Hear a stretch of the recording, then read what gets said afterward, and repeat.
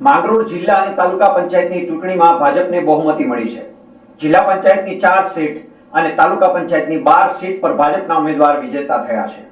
તો કોંગ્રેસે તાલુકા પંચાયતની 7 સીટ મેળવી છે અને આમ આદમી પાર્ટીએ 1 સીટ મેળવી છે। માંગરોળ તાલુકામાં ભાજપે મેળવેલ 4 જિલ્લા પંચાયતની સીટ જોઈએ તો પ્રથમ 17 મુક્તપુર સીટમાં ભાજપના સુધાભાઈ ધાનાભાઈ કોડિયાતર, 19 માંગરોળ ઓજી સીટમાં જેઠાભાઈ પુંજાભાઈ ચુડાસમા, 21 મેકડી સીટમાં વનિતાબેન સોમતભાઈ વાસણ તેમજ 29 સીલ સીટમાંથી જયેશભાઈ બાબુભાઈ ચુડાસમા વિજેતા જાહેર થયા છે। સીલ સીટના ઉમેદવાર જયેશભાઈ ચુડાસમાએ ભાવુક થઈ પોતાના મતદારો, યુવા કાર્યકરો અને આગેવાનોનો આભાર વ્યક્ત કર્યો હતો। એક સીલ જિલ્લા પંચાયતની અંદર જે 13 ગામોના આશીર્વાદથી એક યુવાનને અને ભારતીય જનતા પાર્ટીએ એવું વિચાર્યું કે આ 13 ગામના લોકો કાયમ માટે લોકોની વચ્ચે ઉમેદવારની પસંદગી કરવામાં આવી છે। એટલે પહેલાં તો 13 ગામના મારા મતદારો, ભાઈઓ, બહેનો, માતાનો ખૂબ ખૂબ આભાર માનું છું કે મને એક નાની ઉંમરે બહુ જંગીમતી બનાવી અને લોકોની સેવા કરવાનો મને મોકો આપેલ છે। અને 13 ગામના 18 વરણ મને જે પ્રેમ આપ્યો અને એક યુવાનને એક પ્રતિનિધિ કરવાનો જે મને મોકો આપ્યો 18 વરણવે, તેમ સૌનો ખૂબ ખૂબ આભાર। કેમ કે ભારતીય જનતા પાર્ટીમાં ટિકિટ માંગ્યા વગર લોકોના આશીર્વાદથી મને બેન્ડેટ આપવામાં આવેલું હતું। ત્યારબાદ જે અમારા ઘણા લોકો ભાજપ સાથે 20 વર્ષથી છેલ્લા જોડાયેલા હતા, પણ મને નાની ઉંમરે જે ભારતીય જનતા પાર્ટી લોકોના પ્રેમથી મને જે ટિકિટ આપવામાં આવેલી હતી તેમાં ભારતીય જનતા પાર્ટીના ઘણા આગેવાનો મને હરાવવાની કોશિશ કરી, પણ મારા મતદારો અને મારા ભાઈઓ બહેનોએ એક યુવાનને બહોળી લીટથી વિજય અપાવ્યો। તેમાં વાત કરું તો આત્રોલીની અંદર જે મારા કરશનભાઈ છે, મને ક્યારેય પરિચયમાં નહોતા, પણ મને એક નાના ભાઈની વાળું પ્રેમ આપ્યું।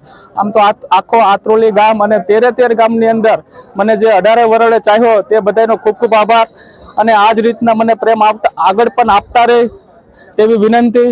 અને હું મારા જિલ્લા પંચાયતના સદસ્ય તરીકે ક્યારે પણ વિસ્તારમાં કોઈ નાનો મોટો પ્રસંગ હોય કે કોઈ વિકાસનું કામ હોય, હું ક્યારેય પાછી પાની નહીં કરું। કેમ કે મને મહુડી મંડળ ઉપર એટલો ભરોસો છે કે મને એક યુવાનને આપણા વિસ્તારના 2 સાંસદો એ રીતના પ્રચાર કરતા હતા કે ભાઈ સીલ જિલ્લા પંચાયત, સીલ ગામનો યુવા સરપંચ જિલ્લા પંચાયત નથી લડતો, આ ચૂંટણી છે, અમે બંને લડીએ। અને બંને ધારાસભ્યો પણ મને આશ્વાસન આપેલું હતું કે આ સીટ ઉપર તારે જ ઇલેક્શન લડવાનું છે અને અમે તને પૂરેપૂરો, બંને ધારાસભ્યો પૂરેપૂરો સપોર્ટ આપ્યો, 2 સાંસદે સપોર્ટ આપ્યો। તેમજ મારા માવતર અને ગુરુ રમેશભાઈ ધડુક રાતને દિવસ કન્ટિન્યુ 1 કલાકે મને ફોન આવતો અને આજુબાજુના વિસ્તારની અંદર તમામ આગેવાનને સાહેબે ફોન કર્યા, ધારાસભ્યો ફોન કર્યા, અમારા રાજેશભાઈ પણ ફોન કરેલા છે। બસ આવો ને આવો 18 વરણ મને પ્રેમ આપતા રહે અને હું પણ ક્યારે પણ 13 ગામના લોકોને ક્યારેય પણ નહીં ભૂલી, નાના મોટા પ્રસંગમાં આપી, વિકાસના કામમાં આપી। અને આ જે વિજેતા મારી નથી થઈ, 13 ગામના મારા મતદારો ભાઈઓની જીત છે, મારી જીત નથી। કેમ કે હું તો એક નાના પરિવારમાંથી આવું અને ભારતીય જનતા પાર્ટીનો 13 ગામવાળા આભાર એટલો માને છે કે એક યુવાનને ટિકિટ આપી ભારતીય જનતા પાર્ટીએ મને ભરોસો કરીને, એટલો જ ભરોસો મારી પર નતો પણ 13 ગામના મતદારો ભાઈઓ ઉપર ભરોસો રાખી અને મને આજે વિજેતા મળ્યો। હું આમનામ મહુડીની ઉપર ક્યારે ઉપર નહીં જાય, જેમ મારા મતદારો કહે તે રીતના હું કામ કરી। જય હિન્દ, જય ભારત। માંગરોળ તાલુકા પંચાયતની 20 સીટમાં પ્રથમ ભાજપ દ્વારા ખાતું ખોલવામાં આવ્યું હતું। ભાજપે 12 સીટ પર કબજો મેળવ્યો છે તો કોંગ્રેસે 7 સીટ જાળવી રાખી છે અને 1 સીટ આમ આદમી પાર્ટીના ફાળે ગઈ છે।